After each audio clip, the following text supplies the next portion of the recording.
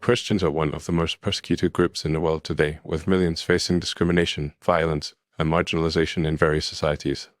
Despite being a majority in many countries, Christians are often subjected to harassment, intimidation, and even death for their faith.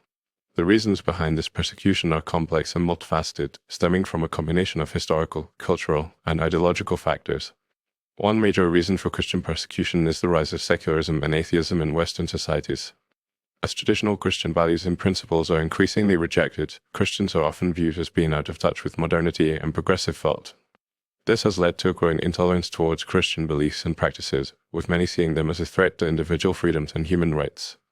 The media and popular culture often perpetuate negative stereotypes of Christians, portraying them as intolerant, bigoted, and homophobic. This has created a climate of hostility and mistrust, where Christians are viewed with suspicion and disdain. Another factor contributing to Christian persecution is the growing influence of radical ideologies, such as Islamism and communism. In many countries, these ideologies have led to the suppression of Christian minorities, with violent attacks, forced conversions, and other forms of persecution becoming increasingly common.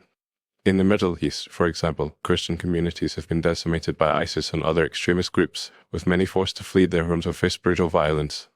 Similarly, in countries such as North Korea and China, Christians are subjected to severe persecution, including imprisonment, torture, and execution, for their refusal to renounce their faith. Cultural and social factors also play a significant role in Christian persecution. In many societies, Christianity is seen as a Western religion associated with colonialism and imperialism. This has led to a backlash against Christian missionaries and churches, which are often viewed as agents of Western cultural imperialism. Additionally, the growth of nationalist and populist movements has led to a resurgence of anti-Christian sentiment, with many governments and politicians using Christianity as a scapegoat for social and economic problems. The internet and social media have also contributed to the persecution of Christians, with online harassment and bullying becoming increasingly common. Christians are often targeted by online trolls and hate groups who seek to intimidate and silence them for their beliefs.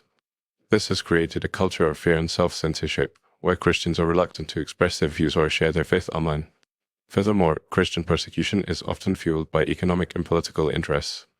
In many countries, Christians are seen as a threat to the power and influence of ruling elites, who may view them as a challenge to their authority.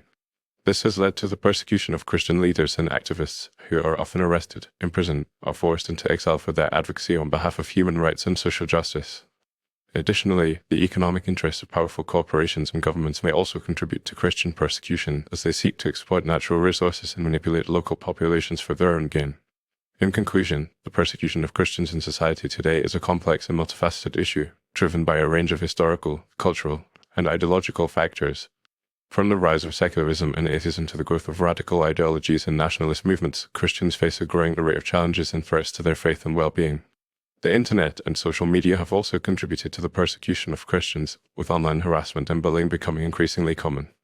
As a result, it is essential that Christians and non-Christians alike speak out against this persecution, advocating for the human rights and dignity of all people regardless of their faith or belief.